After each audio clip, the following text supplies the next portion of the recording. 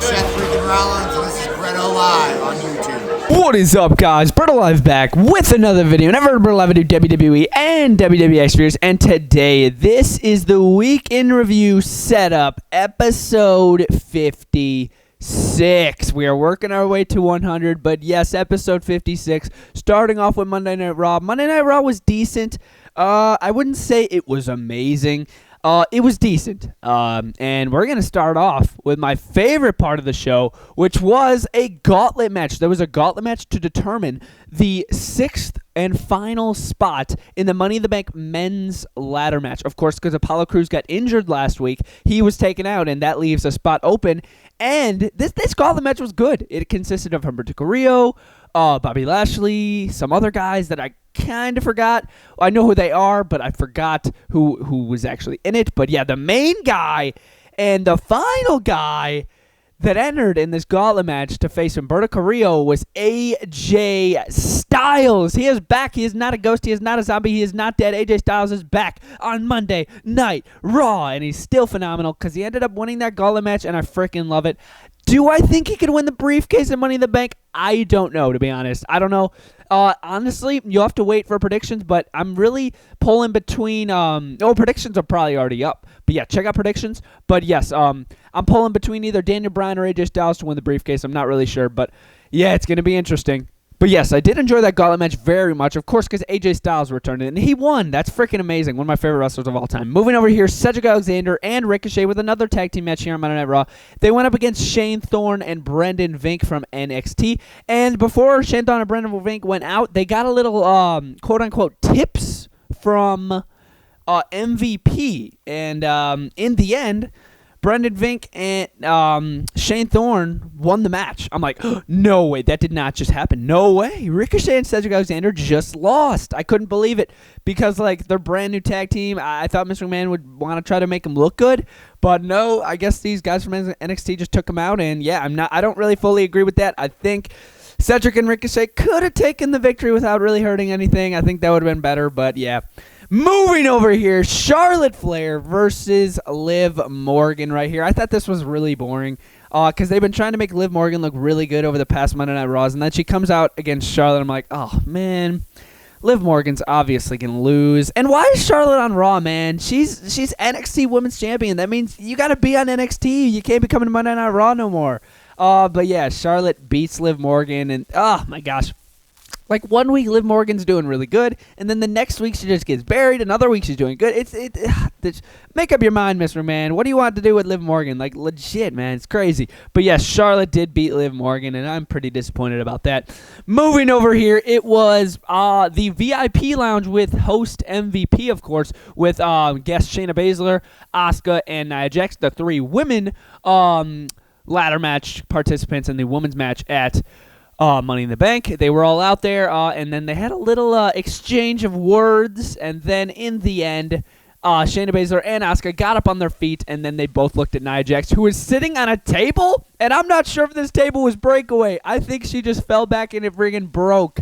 I thought that was hilarious. They kicked her right in the face. She fell back, and then Asuka and Shayna Baszler had a brawl. Oh, wait, no, they didn't. MVP actually broke it up, and he stopped things from going south. Oh, the only person that got taken out during this was Nia Jax. Very interesting. Could that mean that Nia Jax is going to win a Money in the Bank? We never know. It could happen. But yeah, that was okay. I was pretty into that. Moving over here, it was Buddy Murphy, the disciple of the Eminem, the Monday Night Messiah, Seth Rollins, versus Drew McIntyre in a one-on-one match. Pretty decent match. I was into it. I'm like, oh, Buddy Murphy versus Drew McIntyre, main event. I'm into that. That's going to be pretty good.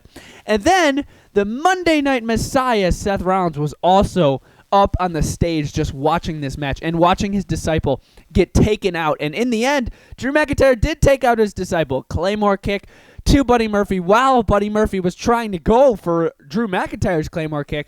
Drew McIntyre hit him with a Claymore kick, if that made any sense. But yes, Drew McIntyre got him, 1, 2, 3, and then after the match, Seth Rollins, he walked away. I'm like, okay, Seth Rollins isn't going to go in the ring and try to sneak attack Drew McIntyre. Interesting. He walked away. He went up to Titantron. Drew McIntyre starts celebrating with his WWE title, calls him a coward and everything, and here comes Seth Rollins from behind. Oh, takes out Drew McIntyre. But then Drew McIntyre sends him out of the ring, and reign supreme. Freaking awesome, man. Drew McIntyre's such a beast, man. Love it, dude. I love Drew McIntyre as champion. Freaking awesome. And then also, Viking Raiders versus Street Profits. I don't have their action figures, otherwise I would have set them up here. But, yeah, pretty decent match. And in the end, very surprising, the Viking Raiders did pick up the victory, and the Street Profits are the Raw Tag Team Champions, so that has to guarantee that the Viking Raiders will get a title opportunity in the future. Could it be at Money in the Bank? We never know. We'll have to wait and see. But yes, guys, without further ado, we are going to get into SmackDown. Continuing the weekend review with SmackDown, we're going to jump right in, starting over here, Mandy Rose versus Sonia Deville to open the show, and I'm like, okay, I'm into this. Mandy Rose versus Sonia Deville. They've been building this up for a couple months now. I love the rivalry, and then they get into the match. I'm like, it was an okay match. I mean, I wouldn't really say it was bad, but then again, it wasn't good. This match was okay. In the end, Sonya Deville won with by grabbing the tights of Mandy Rose, because that supposedly gives you leverage, so then you could pin him easier. But yeah, Sonya Deville won 1, 2, 3, and you know Mandy Rose is obviously going to win in the future. Mandy Rose is going to get the best of Sonya Deville one of these times. I guarantee you that. But yeah, Sonya Deville got the best of Mandy Rose tonight. I thought it was okay. Moving over here. This was kind of boring. It was Bayley and Sasha Banks versus Tamina and Lacey Evans. Again, it was a decent match, but then again, it wasn't amazing. In the end, Tamina and Lacey Evans did pick up the victory. Again, wasn't too bad. That means basically, if you guys didn't see my prediction video, Money in the Bank 2020 predictions, make sure to check it out. But yeah, Tamina won, so that basically means that she's going to lose at Money in the Bank. But yeah, that's basically just a direct spoiler. So Bayley's going to win at Money in the Bank, guys. But yeah, I could be wrong, though. You never know. Check out the prediction video if you guys haven't already. But yes, this was kind of boring in my opinion. In the end, Lacey Evans and Tamina did pick up the victory. Moving over here, Jeff Hardy's return here to SmackDown. Pretty freaking cool. He opened out with Renee Young with a little interview. He did not return with the No More Words theme song like it was rumored to be. He just returned with his normal theme song. I think it would have been pretty cool to see the No More Words theme song, but then again, his theme song that he has right now is pretty sick. But yes, Jeff Hardy, and of course, Sheamus had to interrupt this, was making fun of his past and all this. You guys know the deal. Everybody always tries to make fun of Jeff Hardy about his past and everything like that. But yes, Sheamus tried to take out Jeff Hardy, but it did not go in Sheamus's favor. Jeff Hardy got the best of Sheamus, hit the twist of fate, went to the top rope swanton bomb, and then he went up on the top rope, and he was celebrating. Thought this was an awesome moment. Great way to reintroduce Jeff Hardy in here into SmackDown. Thought it was amazing. I'm really surprised he got the best of Sheamus. I thought for sure that Sheamus was going to come down to the ring and brutalize Jeff Hardy. Oh, man, but no. Jeff Hardy did take him out. I thought it was freaking awesome. Moving over here, Braun Strowman did call out Bray Wyatt, face-to-face confrontation right here. And basically, Bray Wyatt basically just saying, come home, Braun. I know who you are. Just come home. I could help you. Just let me in. And, yeah, and then Braun's like, no. And then he's like, I'm going to keep my Universal Championship. I'm staying home where I belong on SmackDown right here. And then basically just saying, I'm going to beat you at Money in the Bank. And then Braun's like, bye. See ya. See you at Money in the Bank. Thought it was hilarious. But yes, that was a pretty decent promo right there. And I am freaking looking forward to their match at Money in the Bank. Very interested in that. I have no idea who's going to win. But then again, if you guys want to see my predictions on all this stuff, all the matches at Money in the Bank, prediction video on the channel right now. Moving over here, it was Miz and Morrison and the Forgotten Sons versus the Lucha House Party and the New Day in a pretty decent tag team match. I enjoyed this one very much. This thing was action jammed, full of amazing moves, just amazing stuff by the Lucha House Party. Everybody performed amazingly in this match. In the end, Miz hit a skull-crushing finale on Lince Dorado, I think it was, which I thought was pretty cool. And then Miz picked up the victory for his team. And that means my prediction's going to be wrong for Money in the Bank because Miz and Morrison got the last laugh. I really still hope that Miz and Morrison can pick up the tag titles at Money in the Bank.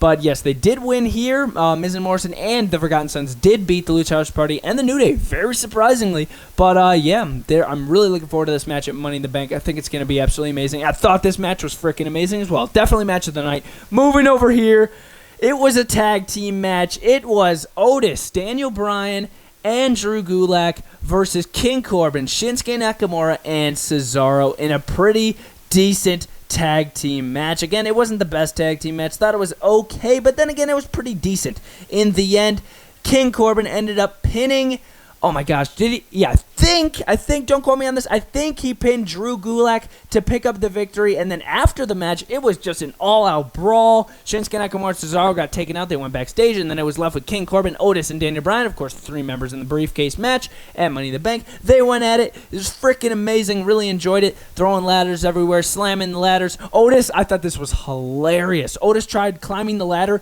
and then the rungs of the ladder snapped through. I thought that was hilarious. Loved that. Love how they added that. I thought it was freaking awesome. And then in the end, Corbin found a way to climb the ladder and grab the briefcase. Of course, the match wasn't going on for Money in the Bank.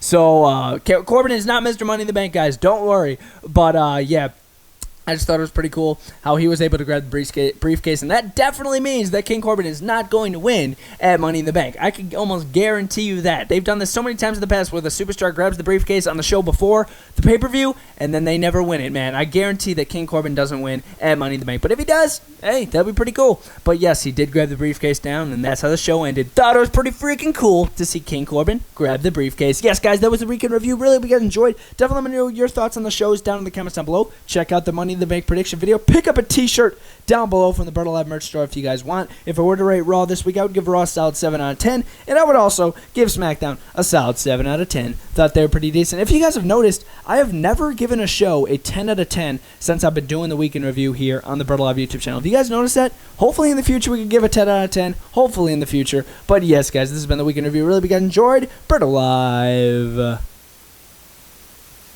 out.